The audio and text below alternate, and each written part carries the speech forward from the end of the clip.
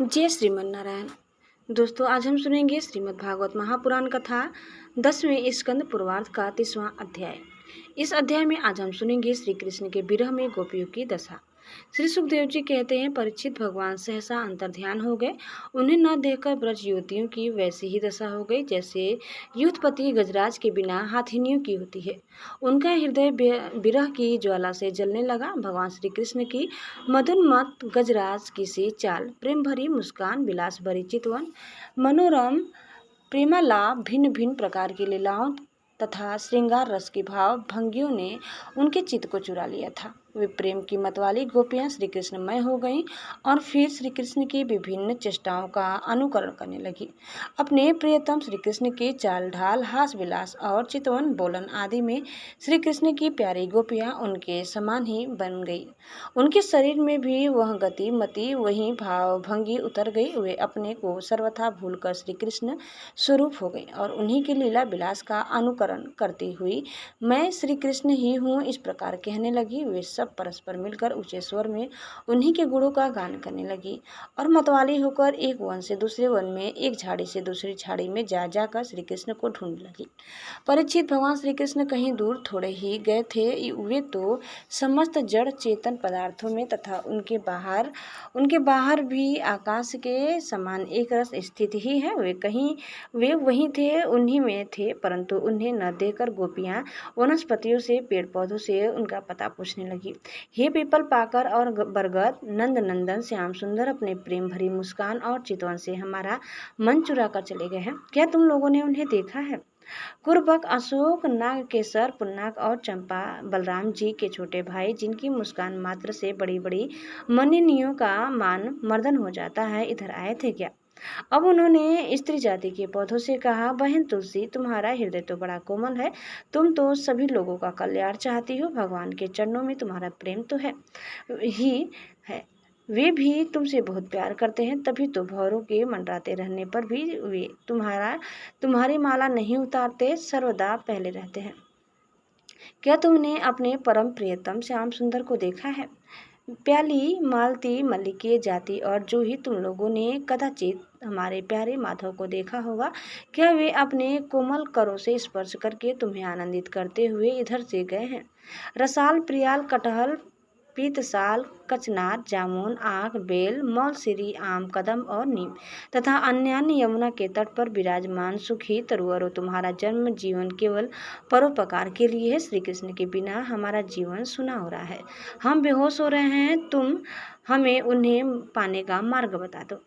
भगवान के प्रेयसी पृथ्वी देवी, तुमने ऐसी कौन सी तपस्या की है कि श्री कृष्ण के चरण कमलों का स्पर्श प्राप्त करके तुम आनंद से भर रही हो और तृणलता आदि के रूप में अपना रोमांच प्रकट कर रही हो?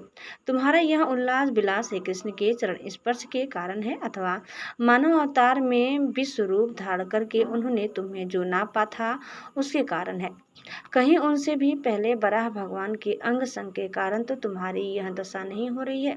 अरे सखी, हिरण्यों, हमारे श्याम सुंदर के अंग संग से सुषमा सौंदर्य की धारा बहती रहती है। वे कहीं अपनी प्राण प्रिया के साथ तुम्हारे नयनों को परमानंद का दान करते इधर से ही तो नहीं गए हैं? देखो देखो, यहाँ कुलपति श्री कृष्ण की कुंदकली की माला की मनोहर गंध आ रही है, जो उनकी परम प्रेयसी के अंग संग से लगे हुए कुछ कुमकुम से अनुरंजित रहती है। तरुअरे, उनकी माला की तुलसी में ऐसी सुगंध है कि उनकी गंध से लोभी मतवाले भौरे प्रत्येक क्षण उस पर मंडराते रहते हैं। उनके एक हाथ में लीला कमल होगा और दूसरा हाथ अपने प्रेयसी के कंधे पर रखे होंगे। हमारे प्यारे श्याम सुंदर इधर से विचरते हुए अवश्य गए होंगे। जान पड़ता है तुम लोग उन्हें प्रणाम करने के लिए ही झुके हो, परंतु उन्होंने अपने प्रेम भरी चितवन से भी तुम्हारी वंदना का अभिनंदन किया है या नहीं? अरे सखी, इन लताओं से पूछो, ये अपने पति वृक्षों को भुज पास में बांधकर आलिंगन किए हुए हैं, इससे क्या हुआ? इनके शरीर में जो पुलक है, रोमांच है, वह तो भगवान के नखों के स्पर्श से ही है। अहो, इनका कैसा सौभाग्य है! परीक्षित, इस प्रकार मतवाली गोपियां प्रलाप करती हुई भगवान श्री कृष्ण को ढूंढते ढूंढते कातर हो रही थी।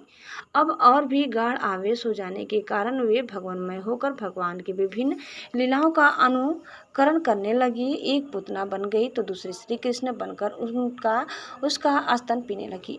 कोई छकड़ा बन गई तो किसी ने बालकृष्ण बनकर रोते हुए उसे पैर की ठोकर मारकर उलट दिया।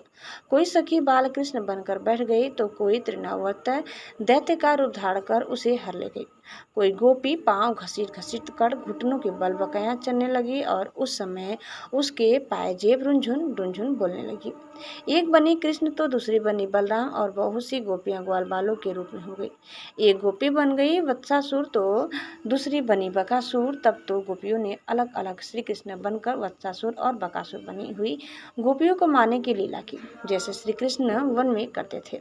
वैसे ही एक गोपी बांसुरी बजा बजा कर दूर गए हुए पशुओं को बुलाने का खेल खेलने लगी। तब दूसरी गोपियां वाह वाह करके उसकी प्रशंसा करने लगी। एक गोपी अपने को श्री कृष्ण समझकर दूसरी सखी के गले में बाह डालकर चलती और गोपियों से कहने लगती, मित्रों मैं श्री कृष्ण हूँ, तुम लोग मेरी यह मनोहर चाल देखो। कोई गोपी श्री कृष्ण बनकर कहती, अरे ब्रजवासियों तुम आंधी पानी से मत डरो, मैंने उससे बचने का उपाय निकाल लिया है। ऐसा कहकर गोवर्धन उठाकर ऊपर तान लेती। परीक्षित एक गोपी बनी कालिया नाग तो दूसरे श्री कृष्ण बनकर उसके सिर पर पैर रखकर चढ़ी चढ़ी बोलने लगी, अरे दुष्ट साहब तो यहाँ से चला जा, मैं दुष्टों का दमन करने के लिए ही उत्पन्न हुआ हूँ। इतने में ही एक गोपी बोली, अरे ग्वालो देखो वन में बड़ी भयंकर आग लगी है, तुम लोग जल्दी जल्दी अपनी आंखें मूंद लो, मैं अनायास ही तुम लोगों की रक्षा कर लूँगा। एक गोपी यशोदा बनी और दूसरी बनी श्री कृष्ण। यशोदा ने फूलों की माला से श्री कृष्ण को उखल में बांध दिया। अब वह श्री कृष्ण बनी हुई सुंदरी गोपी हाथों से मुंह ढककर भय की नकल करने लगी। परीक्षित इस प्रकार लीला करते करते गोपियां वृंदावन के वृक्ष और लता आदि से फिर भी श्री कृष्ण का पता पूछने लगी। इसी समय उन्होंने एक स्थान पर भगवान के चरण चिन्ह देखे। वे आपस में कहने लगी, अवश्य ही ये चरण चिन्ह उदार शिरोमणि नंदन श्याम सुंदर के हैं, क्योंकि इनमें ध्वजा कमल ब्रज अंकुश और जो आदि के चिन्ह स्पष्ट ही दिख रहे हैं। उन चरण चिन्हों के द्वारा ब्रज वल्लभ भगवान को ढूंढती हुई गोपियां आगे बढ़ी। तब उन्हें श्री कृष्ण के साथ किसी ब्रज युवती के भी चरण चिन्ह दिख पड़े। उन्हें देखकर वे व्याकुल हो गई और आपस में कहने लगी, जैसे हाथिनी अपने प्रियतम गजराज के साथ गई हो, वैसे ही नंदनंदन श्याम सुंदर के साथ उनके कंधे पर हाथ रखकर चलने वाली किस बड़भागिनी के ये चरण चिन्ह है। अवश्य ही सर्वशक्तिमान भगवान श्री कृष्ण की आराधिका होगी, इसलिए इस पर प्रसन्न होकर हमारे प्राण प्यारे श्याम सुंदर ने हमें छोड़ दिया है और इसे एकांत में ले गए हैं। प्यारी सखियों, भगवान श्री कृष्ण अपने चरण कमल से जिस रज का स्पर्श कर देते हैं वह धन्य हो जाती है। उसके अहोभाग्य है, क्योंकि ब्रह्मा शंकर और लक्ष्मी आदि भी अपने अशुभ नष्ट करने के लिए उस रज को अपने सिर पर धारण करते हैं। अरे सखी, चाहे कुछ भी हो, यह जो सखी हमारे सर्वस्व श्री कृष्ण को एकांत में ले जाकर अकेले ही उनकी अधर सुधा का रस पी रही है। इस गोपी के उभरे हुए चरण चिन्ह तो हमारे हृदय में बड़ा ही क्षोभ उत्पन्न कर रहे हैं। यहाँ उस गोपी के पैर नहीं दिखाई देते, मालूम होता है यहाँ प्यारे श्याम सुंदर ने देखा होगा कि मेरी प्रेयसी के सुकुमार चरण कमलों में घास की नोक गड़ती होगी, इसलिए उन्होंने उसे अपने कंधों पर चढ़ा लिया होगा।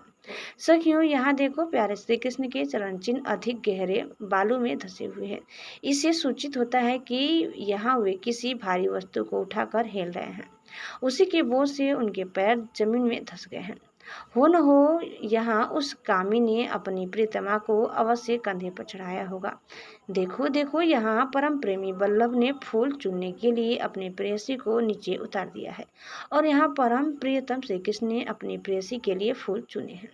उचक उचक कर फूल तोड़ने के कारण यहाँ उनके पंजे तो धरती में गड़े हुए हैं और एड़ी का पता ही नहीं है। परम प्रेमी श्री कृष्ण ने कामी पुरुष के समान यहाँ अपनी प्रेयसी के केस सवार है। देखो, अपने चुने हुए फूलों को प्रेयसी की चोटी में गुथने के लिए वे यहाँ अवश्य ही बैठे रहे होंगे। परीक्षित, भगवान श्री कृष्ण आत्मा राम है, वे अपने आप में ही संतुष्ट और पूर्ण है। जब वे अखंड है, उनमें दूसरा कोई है ही नहीं, तब उनमें काम की कल्पना कैसे हो सकती है। फिर भी उन्होंने कामियों की दीनता, स्त्री परवशता और स्त्रियों की कुटिलता दिखलाते हुए वहां उस गोपी के साथ एकांत में क्रीड़ा की थी, एक खेल रचा था। इस प्रकार गोपियाँ मतवाली सी होकर अपनी शुद्ध बुद्ध होकर एक दूसरे को भगवान श्री कृष्ण के चरण चिन्ह दिखलाती हुई वन वन में भटक रही थी। इधर भगवान श्री कृष्ण दूसरी गोपियों को वन में छोड़कर जिस भाग्यवती गोपी को एकांत में ले चले गए थे, उसने समझा कि मैं ही समस्त गोपियों में श्रेष्ठ हूँ। इसलिए तो हमारे प्यारे श्री कृष्ण दूसरी गोपियों को छोड़कर उन्हें इतना चाहती हैं, केवल मेरा ही मान करते हैं, मुझे ही आदर दे रहे हैं। भगवान श्री कृष्ण ब्रह्मा और शंकर के भी शासक है। वह गोपी वन में जाकर अपने प्रेमी और सौभाग्य के मद से मतवाली हो गई और उन्हीं श्री कृष्ण ने कहने लगी, प्यारे मुझसे अब तो और नहीं चला जाता, मेरे सुकुमार पांव थक गए हैं, अब तुम जहाँ चलना चाहो मुझे अपने कंधे पर चढ़ाकर ले चलो।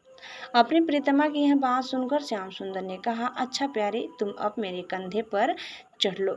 यह सुनकर वह गोपी जो ही उनके कंधे पर चढ़ने लगी, त्यों ही श्री कृष्ण अंतर्ध्यान हो गए और वह सौभाग्यवती गोपी रोने पछताने लगी।